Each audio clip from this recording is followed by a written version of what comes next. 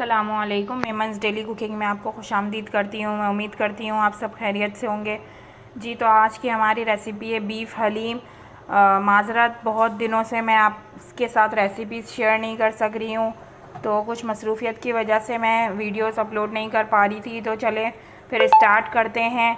तो मैं शान के मसाले से बीफ हलीम बनाऊँगी। आप चाहें तो घर के मसाले भी यूज़ कर सकते हैं, जो नॉर्मली हमारे घर में सारे मसाले होते हैं। हल्दी, लाल मिर्च, नमक, ज़ीरा, गरम मसाला, पिसा हुआ गरम मसाला, तेज़पत्ते और अदरक लहसुन का पेस्ट, जायफल जावित्री, और ये सारी चीज़ें आप डालकर इसका बहुत अच्छा सा कोरमा बना लें और हलीम के लिए, और इसको अच्छी तरह से गोश्त गलने तक पका लें। जी तो मैं आपको सबसे पहले बता दूं कि मैंने यहाँ पर गोश्त बॉईल करने के लिए रख दिया है। गोश्त मेरे पास 1 केजी है, हड्डियों के साथ है। ये मैंने गोश्त बॉईल करने के लिए रख दिया है। ये 1 केजी गोश्त है, तकरीबन बॉईल हो ही चुका है। तो अब मैं इसको बहुत अच्छी तरह से जब बॉईल हो जाएगा तो इसकी हड्डियों को अलग कर लूँगी और इसका रेशा अलग कर लूँगी।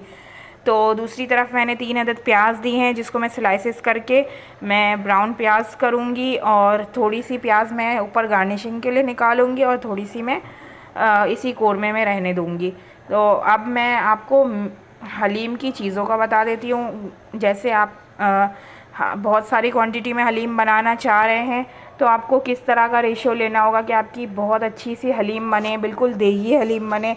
तो मैं इसी रेशियो से हमेशा से ही बनाती हूँ हलीम, और मेरी बहुत अच्छी बनती है। तो मैं आपको बेसिक रेशियो बता रही हूँ। मैं अभी कम क्वांटिटी में हलीम बना रही हूँ, लेकिन अगर आप बनाना चाहते हैं ज़्यादा क्वांटिटी में तो मैं आपको रेशियो समझा देती हूँ। आप इसी रेशियो से बनाइएगा, बहुत अच्छी बनेगी, बहुत अच्छा लेस भी बनेगा, और आपकी हर कोई हलीम की रेसिपी ज़रूर पूछेगा कि इसका बहुत अच्छी सी कंसिस्टेंसी और बिल्कुल देगी हलीम होती है, इस तरह से कैसे हुई है। तो जिसके लिए हमें चाहिए है,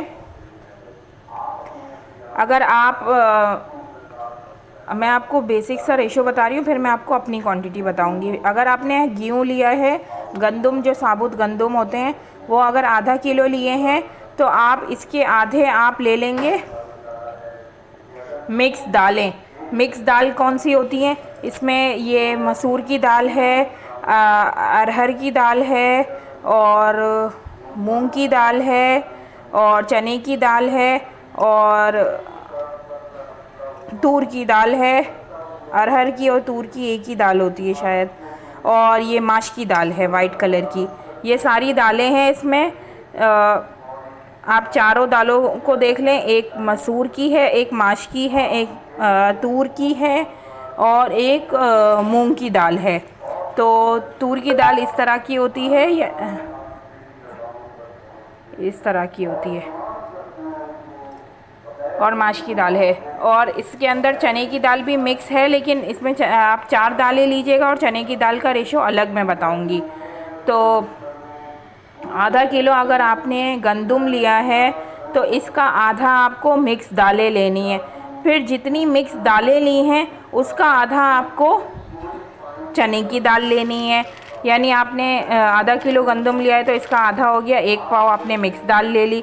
इसके बाद आपने आधा पाव आपने चने की दाल ले ली। चने की दाल इसलिए ज़्यादा ली जाती है क्योंकि ये इसको गाढ़ा करने में मदद करती है हलीम को, और बहुत अच्छा सा इसके अंदर थिकनेस आती है। और इसके बाद आपको जौ लेना है। जितनी आपने चने की दाल ली है, यानी आधा पाव चने की दाल ली है, 125 ग्राम्स, तो अब आप इसका आधा कर लेंगे तो अब आपको इतने जौ लेने हैं। तो ये सारी क्वांटिटी थी। मैं हमेशा से इसी रेशो से बनाती हूँ और बहुत अच्छी हलीम बनती है। अब इन सब चीज़ों को, दालों को और जौ को और इन सब को मिलाकर आधा किलो हो गए, और गंदम हमारे पास आधा किलो, यानी टोटल 1 किलो का रेशो हो गया।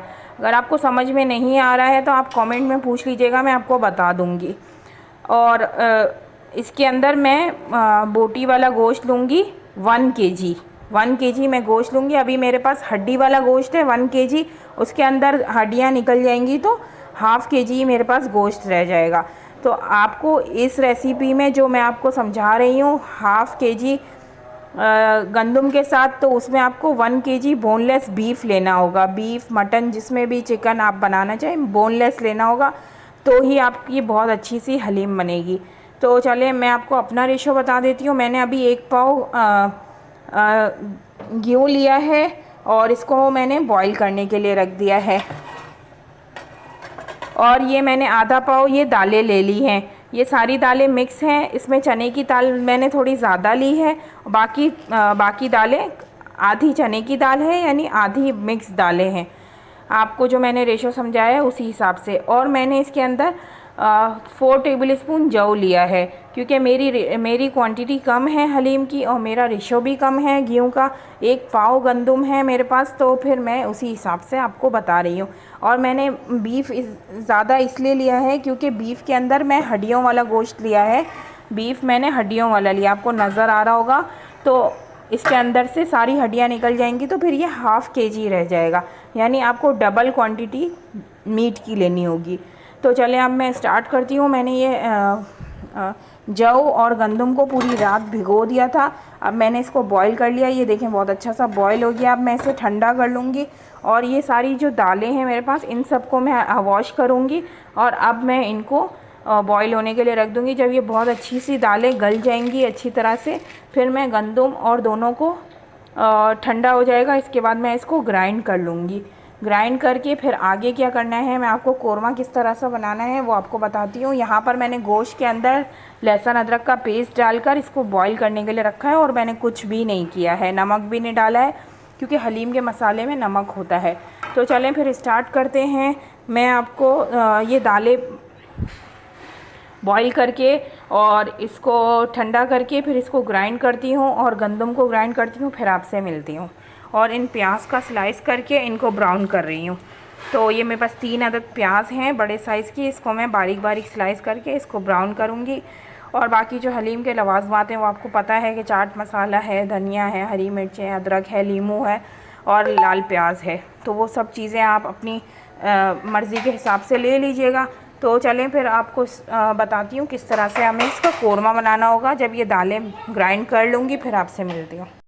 जी तो देखिए ये मैंने प्याज ब्राउन कर लिया, इसको अलग कर लिया है। अब ये जो मेरे पास बीफ बॉईल हो चुका था, अब मैं इसको इसके अंदर थोड़ी सी मैंने प्याज बचा ली थी और इसके अंदर ये मैंने सारी बीफ जितना भी था सारा डाल दिया है। अब मैं इसके अंदर शान का हलीम मसाला मिक्स डालूँगी। आप चाहें तो आप घर के मसाले भी डाल सकते हैं और ये भी डाल सकते हैं, जैसी आपकी चॉइस।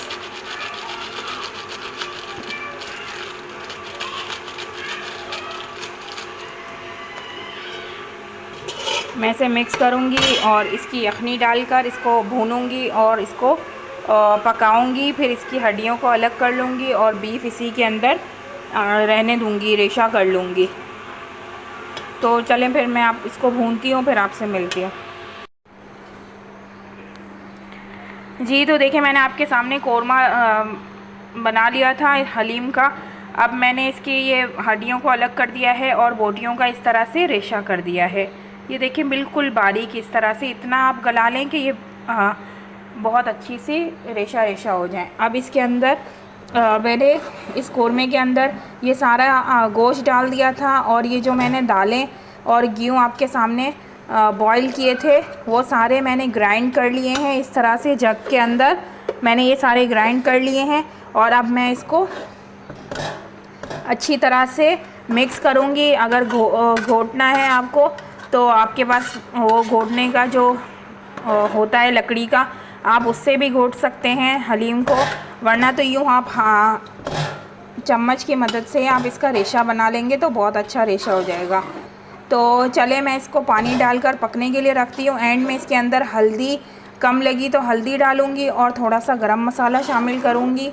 तो फिर ये हमारी हलीम रेडी हो जाएगी। जब तक मैं इसके सारे लवाजमात को कट कर लेती हूँ, जिसके अंदर मेरे पास हरी मिर्चें हैं, लीमू है, धनिया है और अदरक है। इन सब चीज़ों को मैं बारीक काट लेती हूँ। तो आप इसको हलीम को तंदूर की रोटियों के साथ सर्व करें। उम्मीद है आपको ये रेसिपी अच्छी लगी होगी, आपको हलीम का रेशो समझ आ चुका होगा। तो आप बनाइएगा और मुझे ज़रूर बताइएगा कैसी बनी। तो चले मैं इसको डिश आउट करती हूँ, फिर मैं आपको दिखाती हूँ। अभी ये पक रही है, जब ये अच्छी तरह से पक जाएगी तो फिर मैं आपको दिखाती हूँ इसका फ़ाइनल लुक। जी तो देखें हलीम हमारी रेडी है। मैंने इसको लाल प्याज, अदरक, हरी मिर्चें, नींबू और चाट मसाले के साथ गार्निश कर दिया है। उम्मीद है आपको ये रेसिपी अच्छी लगी होगी। अगर आपको मेरी रेसिपी में नमक कम लग रहा है तो आप नमक और डाल दीजिएगा, आप चख लीजिएगा। और मैंने इसमें आखिर में गरम मसाला शामिल किया था जब वो पक रही थी, बिल्कुल एंड में पिसा हुआ गरम मसाला 1 टीस्पून, और मैंने ये आपके सामने डिश आउट कर दिया। उम्मीद है आपको रेसिपी अच्छी लगी होगी। अच्छी लग रही है तो लाइक करें, शेयर करें, सब्सक्राइब करें, बेल आइकन को ज़रूर प्रेस करें। अल्लाह हाफिज़।